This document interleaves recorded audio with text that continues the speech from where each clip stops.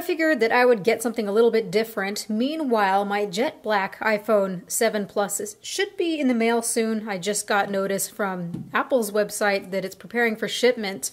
So I will open that one as well, and I will do the review on that unit.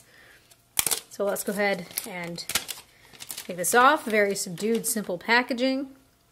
We have a direct comparison here because these are both the same color. I just adjusted the exposure a little bit. So you can see that we've got the documentation that's on the top. I find that a bit surprising. They don't have the iPhone in all its glory peeking up first. And we've got this little tab. There's the phone here. You've got your brick, you've got your earbuds. Right here you've got your data sync cable, charging cable, lightning adapter, and also the lightning earbuds as well. Let's just go ahead and remove this. Ooh, I can hear that static cling feeling. And they always stick to me, always, always. Shoo! Ooh, so there you have the phone. That looks really quite nice. I thought that I wouldn't really like the appearance of this dual camera here, but it's not too bad actually. And I am really liking that the antenna bands are now up here at the top instead of being really disruptive. So here you have side-by-side look at the old gold, which is kind of smudgy, iPhone 6s Plus, and the iPhone 7. To my eyes, they seem to be about the same color. Yeah, I would say that these are the same color, looking very, very similar here. Maybe the font down here where it says iPhone is a little bit thicker. Looking around the phone, things look quite similar. You can see that our volume buttons and also this rocker here are in the same place. Except for now, this is flat. You don't see any indentation like you do on the 6s Plus. Looking at the top, you don't see anything. Looking at the right-hand side, everything seems to be in the same place, antenna bands included. SIM card tray, got our power button. Now at the bottom is where things are looking a little different here. Of course, everyone is seeing that the headphone jack is infamously gone.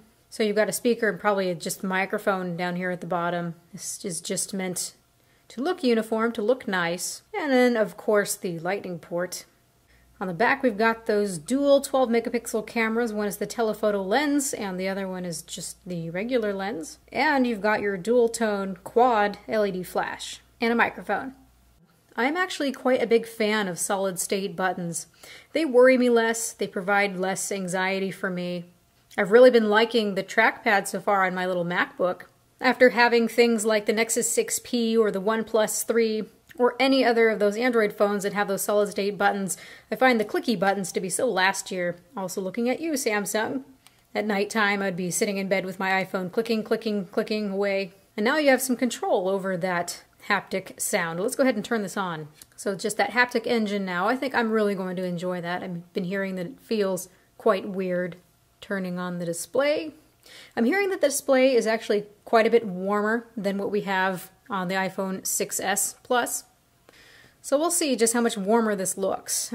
We'll be measuring the display. I'll be talking all about the wide gamut display and the calibration and what that means and what ends up looking wide gamut and what ends up looking just regular sRGB. I will explain all that in my full review, so you guys please stay tuned for that. People have been mistakenly saying that having a wide gamut display means that the colors are more accurate because there's simply more colors to see. But what is understated and what needs to be said is that in order for a wide gamut display to look accurate, you need to have content that's meant for it. If you have content that's meant for a display like this that has sRGB as that color gamut and you put it on this display, all it does is stretch it out and oversaturate the colors so nothing looks right. It's got to be meant for a wide gamut display, encoded for a wide gamut display. And what's really nice here is that Apple is using color management, so we'll see how that works exactly. But if it takes an image that's meant for sRGB, it's going to map it properly. And what it means when it's mapped properly is it's just going to look like the regular iPhone. You shouldn't be able to tell the difference. So already I can feel that nice Taptic engine. Let's go ahead and set up Wi-Fi.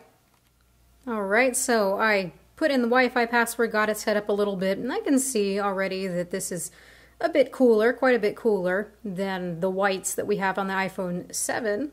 Again, I'm going to take some time to look at that, measure it, tell you really what this all is quantified to. Now as for that cookie button down here, it doesn't quite feel like a button. It's similar to what I've been hearing. It kind of feels like the whole bottom part is actually clicking or vibrating. But again, I prefer these types of buttons. Let's see about the strength of this. To me, the 1 feels most pleasant. Like it's just barely there. Maybe it's more convincing of it being a real button click. 2 is something stronger. I can feel it in my hand.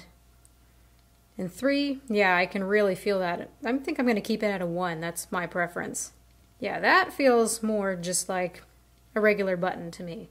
I decided to fire up a movie and see how those speakers sound, because now we've got stereo speakers, or at least one's a speaker here, and this is a front-firing speaker.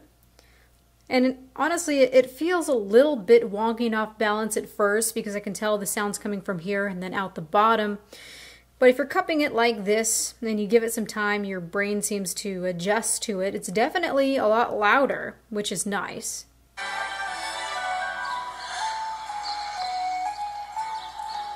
The effect is just a little bit weird, and I would have preferred just regular stereo front-firing speakers. But I'll take what I can get. It definitely does feel nice and snappy. You've still got your Force Touch, iOS 10 features. So I'm going to take some time to play around with this, play around with the cameras especially. I want to do some comparisons. I will be more excited, of course, when that new bokeh feature comes out. It's too bad that that did not come out with a release. It kind of feels a little bit rushed to me when software isn't finished. I'd really be curious to hear what your guys' opinions are with this. For me, it's a nice upgrade. I think it's more of a nice upgrade from something like the iPhone 6, but if I have the 6S, I don't really know if I would upgrade unless I'm really needing that water resistancy, which is really great, of course, to have. But I know that most of us were excited for iPhone 8. Getting this, I kind of feel a little bit underwhelmed so far. These feelings of underwhelmment could possibly change, though, when I get the jet black model, which is supposed to be stunningly beautiful, although very fingerprinty and also scratches. This one should not scratch so easily, just like all the other matte-type aluminum finishes before. Although I have to wonder with that jet black version if we're going to be able to polish it at all to get rid of the appearance of those micro abrasions. So I'll keep an eye out for that. I'll make another unboxing when that comes in. This is all I want to say for now. So this has been Erica, the Technology Nerd, likes to film stuff. Please rate, comment, and subscribe. Make sure to ask all of your questions in the comment section below. Don't be shy, you guys. I really love it when you ask these questions, so that helps me pay attention for the full review. So please ask your questions. Let me know what you think of this, if you think it's a good and worthy upgrade. And have a good night. Oh, and if you are wanting to see more videos like this in the near future, please, when you subscribe, make sure to turn on the notifications, because otherwise we see that the videos get all nice and buried. Thanks, YouTube. Goodbye.